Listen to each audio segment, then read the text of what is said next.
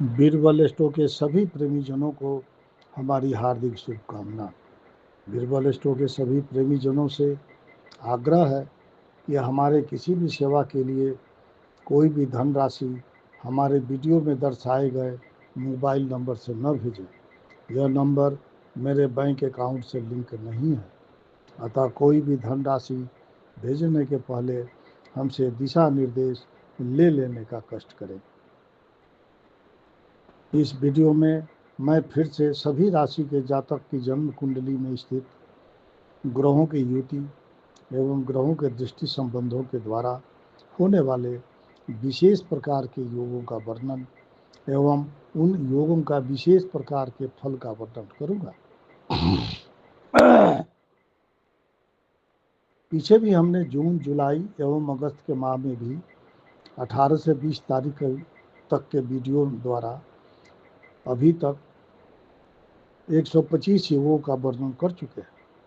अब इस माह भी 18 से 20 तक योगों के वर्णन का वीडियो होगा। 18 तारीख से 20 तारीख तक योगों के वर्णन का वीडियो होगा।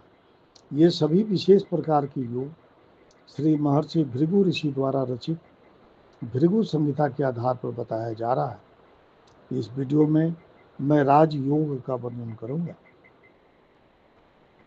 भृगु जी के अनुसार 80-90 प्रकार के सूत्र राजयोग के कारक होते हैं। इनमें से कोई एक भी योग जन्म कुंडली में हो तो वह व्यक्ति राजा के समान होता है।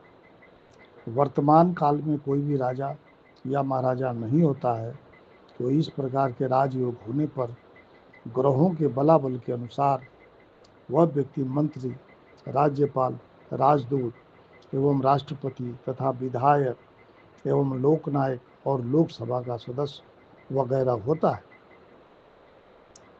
तो वीडियो की शुरुआत करते हैं। राजमान्य योग का पहला सूत्र,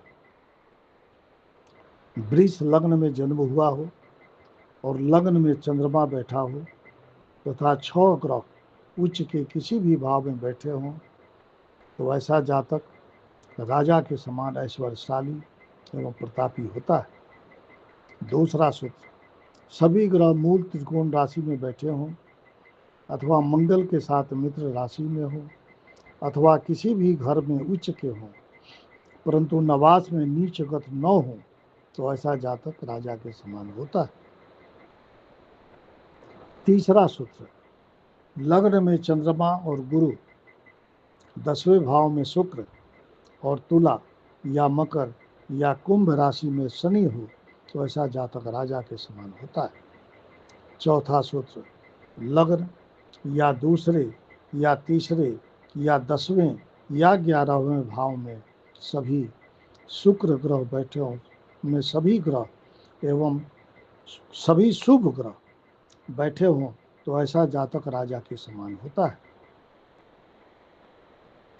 पांचवा सूत्र, केंद्र या त्रिकोण में शुभ ग्रह बैठे हों तथा तीसरे, छठे, 11वें भाव में पाप ग्रह हों और लग्न का स्वामी बलवान हो, तो ऐसा जातक राजा के समान होता है। छठा सूत्र, गुरु बुध के साथ बैठे हों या बुध के द्वारा दृष्ट हो तथा गुरु मीन राशि या धनु राशि का होकर केंद्र में बैठे हों, तो ऐसे जातक की आज्ञा को राजागण भी अपने मस्तक पर धारण करते हैं। सातवां सूत्र, चंद्रमा केंद्र में हो और गुरु लग्न को छोड़कर पंचम अथवा नवम दृष्टि से केंद्र को देखता हो, साथ ही बलवान दृष्टि से शुक्र भी देखते हो, तो ऐसा जातक राजा के समान भाग्यशाली होता है। आठवां सूत्र, यदि जन्म लग्न में नीच के ग्रह बैठे हों तथा नवास में उच्च के हों, तो भी जातक राजा के समान भाग्यशाली होता है। परंतु यदि जन्म कुंडली में लग्न में उच्च के हों तथा नवास में नीच के हों, तो ऐसा जातक भाग्यहीन होता है। नवां सूत्र, लग्न में गुरु तथा बुध केंद्र में हो और वह 9वें घर के स्वामी से दृष्ट हों, तो जातक राजमान्य होता है। 10वां सूत्र, जन्म कुंडली में 5वें मास में या 9वें भाव में गुरु बैठे हों और लग्नेश से दृष्ट हो तो जातक राज मान्य होता है। 11वां सूत्र, यदि केंद्र में या 5वें या 9वें भाव में शनि बैठे हों और वह अपनी उच्च राशि अथवा मूल त्रिकोण राशि में हो तथा 10वें भाव पर शनि की दृष्टि हो तो जातक राज मान्य होता है। 12वां सूत्र, नीच का बृहस्पति लग्न में बैठा हो तथा 9वें घर का स्वामी चंद्रमा के नवास में 8वें हो तो जातक राज्य मान्य होता है। 13वां सूत्र, लग्न से 6ठे घर तक सभी ग्रह बैठे हों तो जातक राज्य मान्य होता है। 14वां सूत्र, 9वें घर का स्वामी चंद्रमा के साथ दूसरे घर में बैठा हो तो जातक राज्य मान्य होता है। 15वां सूत्र, पाप ग्रह दशमेश सहित क्रमशः लग्न से 6ठे घर तक बैठे हों तो जातक राज्य मान्य होता है। 16वां सूत्र, चंद्रमा जिस राशि में बैठे हों उस राशि के नवास का स्वामी केंद्र में या त्रिकोण में या 11वें घर में अथवा बुध के साथ बैठे हो तो जातक राज्य मान्य होता है।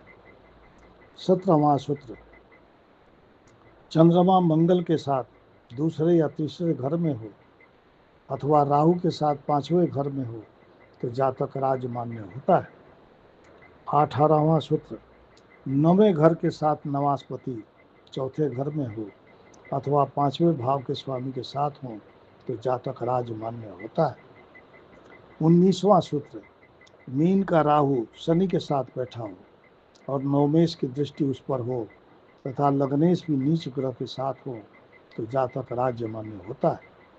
20वां सूत्र, यदि जन्म काल में 5 ग्रह उच्च के हों तो मनुष्य चक्रवर्ती राजा होता है या कैबिनेट मंत्री तो होता ही है।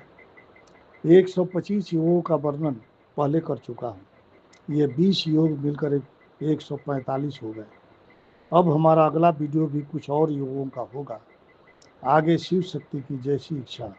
जय शिव शक्ति।